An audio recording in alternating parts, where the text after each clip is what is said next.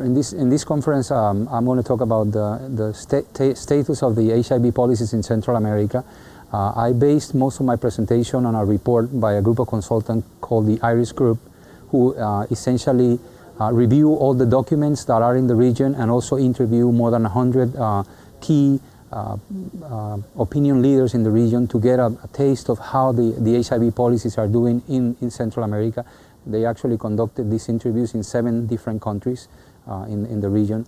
And essentially, one thing that was reported in this document is that we have a very strong framework, but there are a lot of gaps in the way of implementation and participation.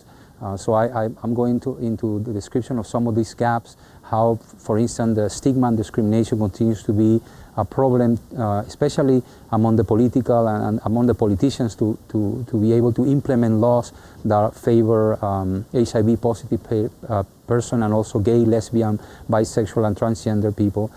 There's also lack of participation by the civil society in our region.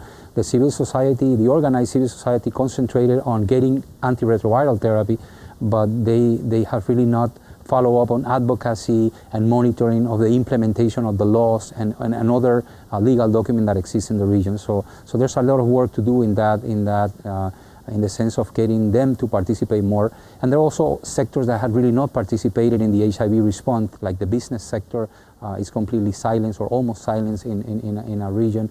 And also some other NGOs, the ones that work with indigenous population, has really not participated.